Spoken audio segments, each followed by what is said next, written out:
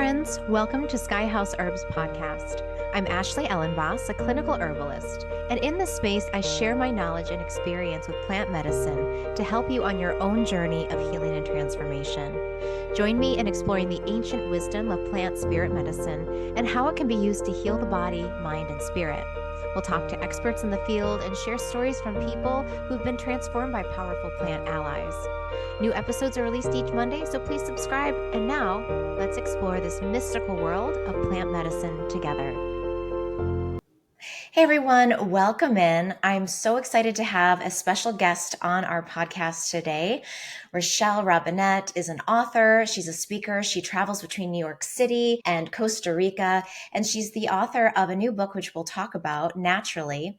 And what I love about Rachelle's work is the way she has embodied the divine feminine into very modern, cutting-edge herbalism. So we're going to talk about the intersection of those two, and also sprinkle in some herbal wisdom along the way of plants that she really loves and plant spirits that she works with. Let's just start with telling me a little bit about your journey. You began your journey in fashion and design, a world of beauty, form, and self-expression. What called you from that world into herbalism, and how do those early influences still shape your approach to healing and creativity? Yes. Well, firstly, thank you for having me. I'm very happy to be here, excited about this conversation.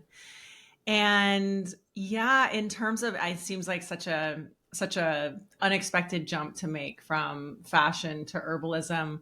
The reality was that I was already an herbalist, which is something that I do say in the book. It's the first line in the book, we're all herbalists. So I was an herbalist when I was working in fashion, but I didn't know it. It was what I did on the nights and the weekends when I came home from work and I took off my makeup and I took off my high heels and my client-facing clothes. And I went into my little tiny, home apothecary and would do spells or make medicine with plants, or basically just inhabit that space and intuit, what I needed to be doing or releasing or creating or whatever it was. Of course, my diet and lifestyle also reflected that. At the time I was raw vegan and sober, using my vacation days to go on ayahuasca retreats. So I was a plant person, but it wasn't my original intention to make it my career. However, after a certain amount of time, it did become clear to me that I was satisfied by what I'd done in fashion. I felt like I had checked that box. It was a career ambition that I wanted to realize. And once I did, the world sort of opened up. It was like, okay, well, what's next if this is not forever? Because I had originally thought it would be forever.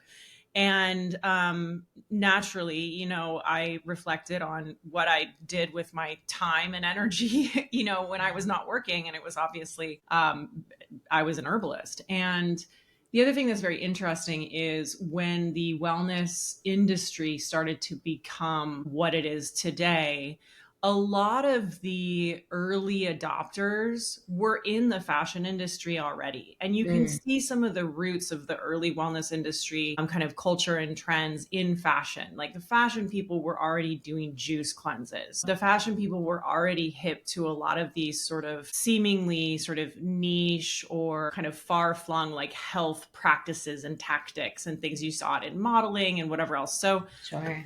there were quite a few people who went from fashion to wellness. And of course, I was surrounded by that. I was in New York City. I was at the heart of this sort of petri dish of all these things coming to be. And I was who I was. So when I transitioned into doing this full time, which I did over the course of about a year, starting my first company, something that was immediately important to me and remains so to this day. I mean, you see it on the cover of my book, is the aesthetics of the presentation of herbalism, the look and feel of how I present this material, because I was living it. And I was also living in this world that, had such a different brand from herbalism, right? Herbalism can look crunchy and it looks the way it looks. Like we love it for that. But I was like, it doesn't have to. And if it doesn't have to, if it doesn't look that way, it's probably going to appeal to a lot more people, and I have Mhm. this background also in marketing and advertising and strategy and branding and all these things. So I really took all of what I knew from that world and applied it to the education that I began presenting that was herbal. And even, I mean, as a perfect example, I started a blog because it was the blog era, and the posts were about, intermittent fasting, pagan diets, which was a thing at the time, and herbs and plant medicine. But all the images were pulled from fashion magazines. So I would Interesting. pull like imagery that had, plants, but it was like a YSL ad or something like that. Yeah. So from the beginning, I was always trying to, present it in a way that was not the way that it had been presented prior. So. And that really opened it, I think, and has Mhm. continued to open the herbal world to clientele that would normally, yeah, otherwise just say, and yeah, like that's for people that are homesteaders, right? Yeah, Like that's for people totally. who live off grid rather than New York City high fashion. Yeah. Everyone can benefit from herbs, and we can appeal to the aesthetic that a lot of people in that world are used to. I love Yeah. that. Yeah, definitely. So, New York City is known for its pace and pressure. How did your relationship with herbs evolve while living in such an intense environment? Did the city shape your practice in unexpected ways, or did it kind of hold its true form to your roots growing up on the West Coast? Mm. It probably, I mean, of course, my manner of practice and also presentation of herbalism has been shaped by living in New York City, certainly. And one thing I would say is that as my sort of as the pace and the pressure accelerated in my life, my health practices became more and more important to me Mm, because I recognized that my health was what enabled me to manage that pace and that pressure without burning out or whatever it was. There was, as I look back on it, it's like, I imagine it would have been entirely impossible to do all that I did if I was also like out partying at night, or I didn't have yeah. a diet that like gave me sustained energy throughout the day, or my sleep was compromised. Like, I needed my health practices to be rock solid for me to be able to live here and perform here and build the businesses that I did. So one thing that happens is the busier I get, the more healthy I get because I'm ensuring that that balance is in place. Living in New York requires me to sort of be creative about how and when and where I connect with nature. I began to learn the local plants that grow Mm. in Brooklyn. And like, while I'm not harvesting them or foraging them for medicine making because they're a little sad, at least at least I can walk out my front door and acknowledge that there is mugwort and plantain and all of this, medicine growing around me and have a connection with, herbalism and the natural environment there. And I think also, it helps me relate to anybody else who doesn't live in nature but wants to practice herbalism. And I'm always thinking about accessible ways for people to do that. For example, if you're just using capsules of herbs, because you take a supplement already and that's the easiest way for you to do it and that's all you're interested in, that's fine. So I would say living here and working with a lot of clients, well, I mean, my clients are all over the world.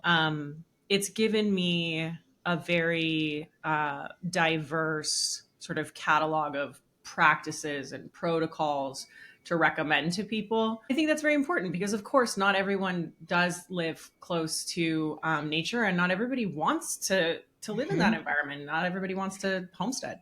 That's right. you know, Absolutely. yeah, Yeah. Yeah. And I'm sure that you can offer something very unique to people. I mean, you do live in Costa Rica part of the year. So you do hmm have access to kind of two worlds, and then yeah, being able to curate and develop ways of speaking and reaching people from multiple yeah, backgrounds and lifestyles. I want to talk a little bit about the divine feminine because that's something that I'm really passionate about, and how we as women have this ability to self-care and tend others. Unfortunately, that is sometimes actually very much suppressed or repressed or pushed aside as we try to live in this fast-paced culture that tells us self-care is selfish and we don't have time and productivity is really the end all. I was curious. Your work to me just feels very feminine. It feels very deeply embodied, especially the way that you're able to really stick to your own self-care practices. Can you speak to how your connection with plants has helped you deepen into your femininity or connect with parts of yourself that maybe you didn't have access to before?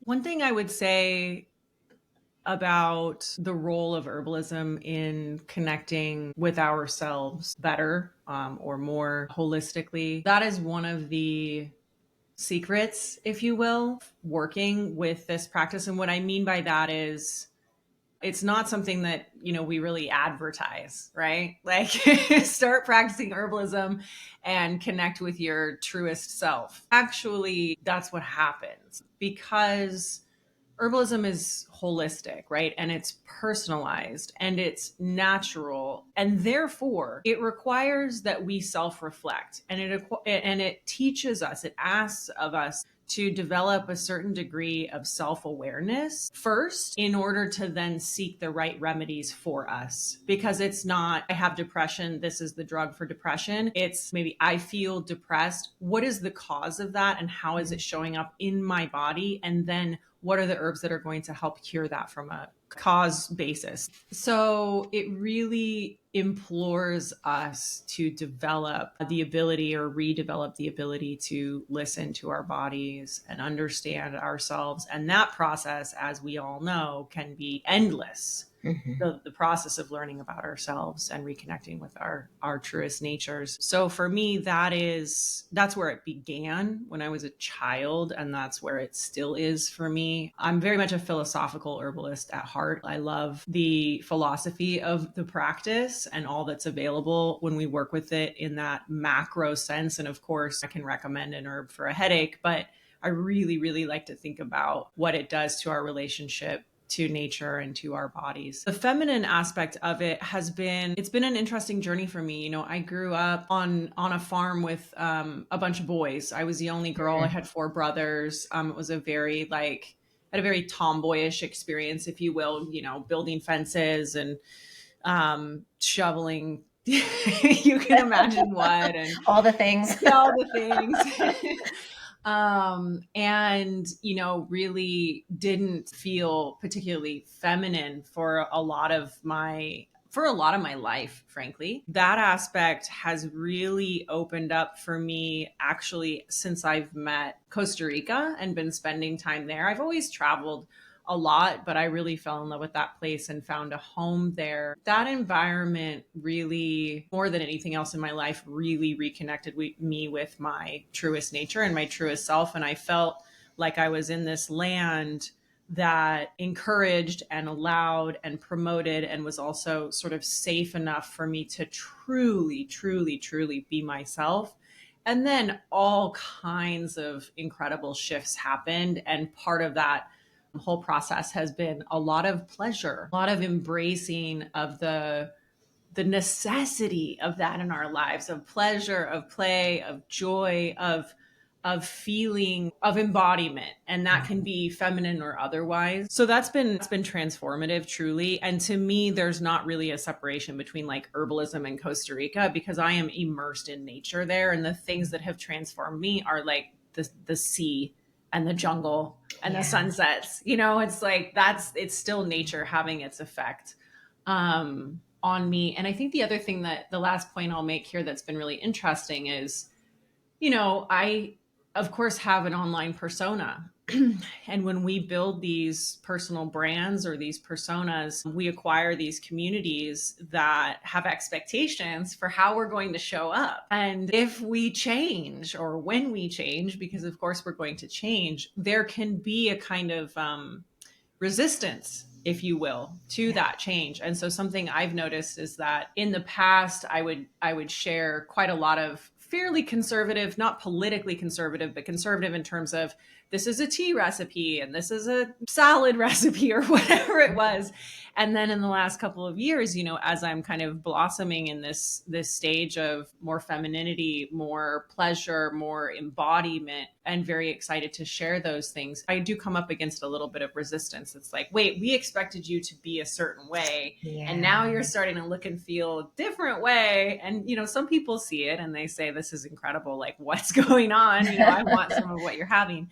For me, it's just something that I'm very interested in, this sort of the personal brand box we build and the concept of audience capture, and how so many times people aspire to a certain sort of presence or persona, but that can actually be limiting if we allow it to be when we evolve, Yeah. So That's such a great point. No, I love that. This is such a rich part of the conversation of, who are we, and the role that nature and plants play in keeping us true to that truest self. I spent a lot of time in Costa Rica as well, working on farms and backpacking, and nature is so close. The jungle is close. Like, there's frogs in your drain. Nature lives in the indoor places as much as you are. And so there's a lot less divide between what is the natural world and what is the human or our world, right? Living in the jungle for a while, it's harsh. It's a harsh reality. It's not cookie cutter. And when you're in the jungle, there's a lot less control. Yeah. Totally. Right. And there's freedom in that, not having to manage everything and keep things looking a certain way, and realizing everything is impermanent is such a humbling lesson. I love what you're saying about these boxes, right? Like, there's your online persona, and then there's who you're developing, and how do we reconcile that? And there's not a lot of women, I think, out there. I mean, Pamela Anderson is actually, I think, a great example of that right now, who is like, I'm not wearing, like, I'm doing something different. I'm totally going to change the way I am in the public eye, because why not? And I think that's so badass. Like, I feel really blessed that we get to see that, but I'd love to see more of that too. Yeah, I understand that. I totally agree. I think that's so powerful and brave. It's brave. And I also agree with the lack of control due to the wildness of nature in certain places. And for me, I experienced that as just sort of being stripped of all facade, of all, everything, attire, dress, makeup. Like, you're just like, I surf, so I come out of surfing and like, I'm a mess, know? But everyone is that way, and it's very creaturely. And for me, at least, of course, this is like, for some people, this is their nightmare. Like, this does not sound like a good time. For me, it's heaven. It is absolutely heaven. And I think what I've felt is that, when stripped of all of that, what I'm left with is purely, simply myself, my truest self, lone, barefoot, in the wild. And you're like, this is who I really am, and then I can come back to New York City and try to deal with that, but it's profound if we're able to experience something like that, and the resilience that comes from having all of this sort of safeties or whatever it is, stripped away. I'm just curious, were there any women in your upbringing, like grandmothers, aunties? You said you grew up with a lot of brothers, but were there any women in your life that you think kind of embodied this divine, wild feminine that inspired you in any way? I definitely have women in my life now that inspire me. One I met a little over 10 years ago. I'll backtrack to my childhood after this one, but it was the first time I took a retreat by myself. I went to Honduras, and I met this woman who was a raw foodie, Ashtanga yoga teacher, living alone in the jungle in the middle of nowhere in Honduras, hosting very small retreats. Like, it was a couple of people at a time. I was completely enamored. I was like, you fascinate me. Do you ever get lonely? Are you afraid? I just had, 100 questions for her.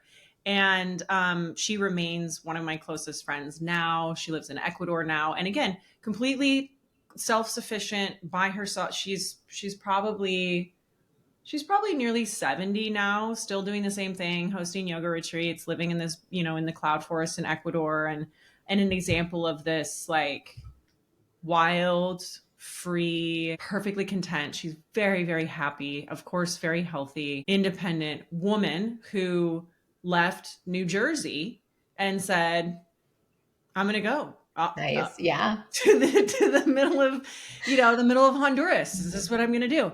And I was very inspired by her. I think growing up, I had one of my earliest herbal experiences came from my aunt, actually. She lived in Wyoming, and I can remember we would go walk through the fields and forage our salads for dinner.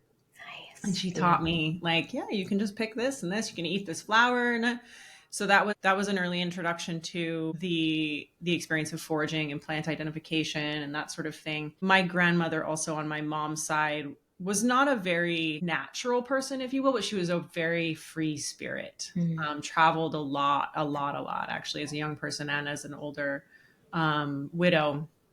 And she and I are very sort of spiritually similar. I have a tattoo on my wrist of the nickname she gave me, which essentially translates to gypsy or traveler, because we related Nice. on that point. I have wild blood, certainly. My dad was a cowboy, so there's a lot of wild blood, and then the plants, the plants are in there as well. I love that. Have there been any plants in particular that do you think speak to that wildness or that Mm. support that wildness in you that you go back to? The one that comes to mind, it's not a particularly wild. I mean, it's wild. It's a weed, but I grew up with nettle. I have a very special relationship with nettle because I grew up with it in the Pacific Northwest. It was at the time it was a pest because we would come back with rashes and whatever else. It was also one of the first plants that I realized later on was medicinal. And not only that, I realized that it is essentially medicinal for the for the pain for the pain that it also inflicts. It's an antihistamine.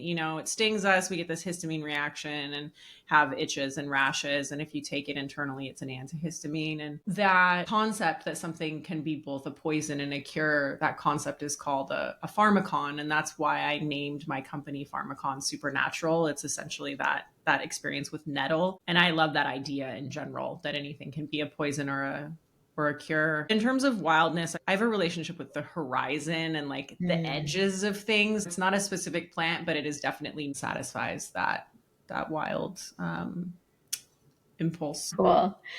I want to talk a little bit about plant consciousness because you Mm. mentioned ayahuasca. I noticed on your website you talk about kava, and as someone who is a fellow, traveler in that way, I'm just, curious for you as someone who works with a lot of different types of plants and medicines. How do you see herbs as allies in emotional and spiritual healing? Mm.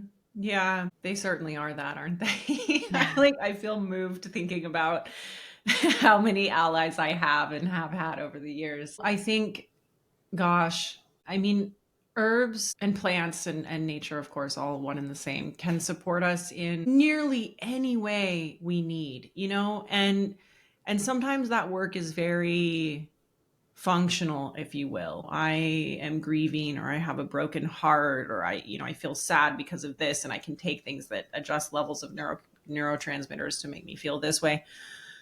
But I think especially when we get into the more indirect science of transformation, then the work becomes a bit more intuitive. We can use plants that make us feel good, maybe because we like the idea of them, or maybe because we have a relationship with them from our childhood or our past Mm. in some way, or maybe it just becomes kind of intuitive. So I always recommend, like, for grief, any plant that consoles us, we should use, and that can be essential oil, that can be a bath, that can be incense, that can be a fresh plant near us, it can be something under our pillow, it can be something we wear. I do all those things. I have necklaces with like plants in them or essential oils in them. I carry things in my pockets. I have things on my desk, like it's all Nice. around me.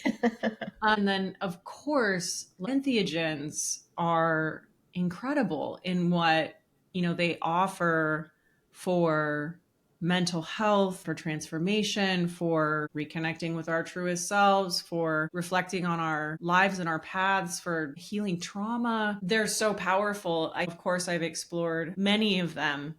And as we always say, they're not for everybody. They're not for all of the time, but used in the right set and setting, they're incredible medicines, and they work very quickly relative to what we have available to us on the market with, nearly no negative side effects. I think, the most negative possible side effect is a bad experience. I think the unfortunate thing is that those are probably not being used by the people that we would like to use them.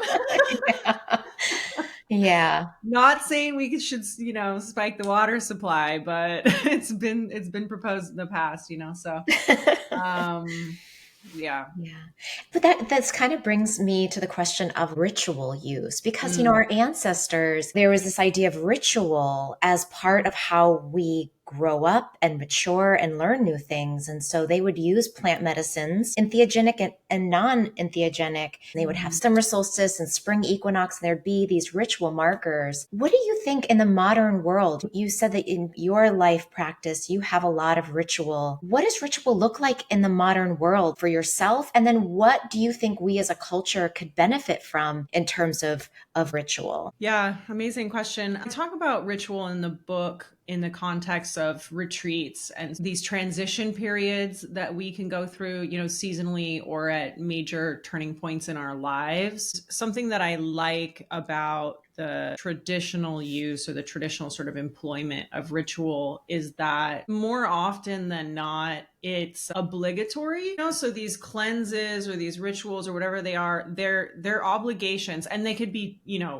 thoroughly enjoyable. It's not to say that it's not an enjoyable experience, but it's an obligation. And the reason I say that I like that is that it's not this sort of, oh, I'm going to live my life until I feel so heavy or stressed out or stuck or confused or whatever it is, that then I'm going to go on a retreat and have, an ayahuasca experience and try to undo all of this. It's like, no, we do this every year, or we do this every 6 months, or we do this every time you turn a certain age, or we do this whenever the elder, dictates that it's time. And we do it together, so there's so many aspects of ritual historically and sort of traditionally that, like herbalism, make it just a part of the way of life, Yeah. as opposed to this optional thing. And when it's optional, then we need to choose it and we have to like work it into our routine and all these things. So I like that aspect. For me, it's funny when I reflect on my day, I'm like, how much of my day is not a ritual? But I certainly have rituals, related to food, related to herbs, related to writing. Of course, writing is very important to me. I always have space for that. Movement is very important to me. All of that I would consider ritual. It's a bit more elevated than saying it's just a habit. They're habits, Sure. but they're also, you treat them with a little bit more reverence, perhaps, if it's a ritual. I also have rituals that I'll employ or practice depending on when I need them. So for example, in this very, very busy time launching the book and these sorts of things, I have a ritual right now of preparing cacao from Costa Rica and taking that cacao to a park and laying in the grass and drinking and either reading or writing or talking to a friend or something like that. And it's a way for me to ground and reconnect with a lot of different things. And more broadly, what I would say is that when we bring ritual into our lives individually or at scale, I think there's so much that's happening as a result of ritual itself that is possibly more important than the ingredients we're using to blend the tea or make the cacao. It's like, it's not the specific ingredients involved in the ritual that tend to be the most medicinal, I would propose. It's that we're taking time to take care of ourselves or of our loved ones, our community, whatever it is. We are setting aside and holding this space for betterment. It may be a difficult, ritual we're about to undergo. It may be a highly pleasurable one, but all of that is medicinal. All of that is healthful. And Yeah. I think that's the benefit on offer when we incorporate more ritual into our lives. I love that. Yeah. So it's not like we have to get the right plant and then we can have a successful ritual. It's no, the ritual Yeah. is the healing, and then the plant is like a helper Yeah, exactly. in that. That's Yeah. wonderful. Um, so looking ahead to the future of herbalism, I mean, you're a successful entrepreneur and writer, and you found a way to balance your own inner creative life and also the sensual life that really fuels you. I'm just curious, what role do you think reimagined embodied feminism and that pleasure element plays in shaping the future of herbalism? I think there's this zeitgeist right now of women, especially women over 40, reclaiming their agency, their lives, their pleasure, all these sorts of Hmm. things. To me, I just keep coming back to the word power. I think that power is, yes, individual, but there's a ripple effect because it inspires others who aspire to the same state. It grants permission for more women to do the same, to make the same changes or variations of the same adjustments in their lives. It offers the potential of a life that is as full Yeah. as we would hope and we would want. The potential of it is revolutionary, absolutely, and that could be systemically and also individually. Yeah. Like you said at the beginning of the interview, plants open us to a Yeah. broader reality. And suddenly it's like, I feel empowered now to take action to protect the rivers and to Yes. protect the oceans and write a letter to my senator. And I think that that's a feminine move, even though it's not female. Mm-hmm. It's that feminine energy of the Mm-hmm. fierce warrior protector. I'm going to stand up for what is authentically true to me, but also protect this earth and the Mm-hmm. resources that we all Mm-hmm. share. Yeah. And I think women like you doing your work and doing it in a way that embodies just your aesthetic is just, oh, I love it. It's so beautiful. And I just think the more women that can see, you can be healthy and you can eat well and you can have ritual and you can lay in the Central Park drinking cacao, you know, Yeah. and you can be an advocate Yeah. and a successful one for Yeah. yourself and for the plants, and those two things can coexist. To be an herbalist, you don't have to, even though I love that woman in Ecuador, I would love to go visit her too. That's just one way that the divine feminine can embody her wildness, but she can Mm-hmm. also be a wild entrepreneur and Mm-hmm. fashionista in New York City and be Mm-hmm. just as wild and embodied. I love that we have so many options as women these days. Yeah. Yeah. I agree. That's beautifully put. I think it's a pretty natural, well, I hope it's a natural extension. I suppose it depends on how people are using herbs, but I hope that the more we are working with herbalism, the more we're inclined to protect the sources of it. And Yeah. also, it's reminding us that the source is also our source. And so, for me, it's a sort of natural extension to care about the environment and to want to take action on any level. On any level. I mean, I know that when I got to Costa Rica, I became involved immediately in that environment because I was so tremendously grateful for what it had given me. It's like there was no question about whether or not I was going to go out and plant trees or do beach Mm. cleanups or like whatever it was. And I think that's how it can be when we work with this practice and it gives us life, and we want to say thank you. Yeah. Beautiful.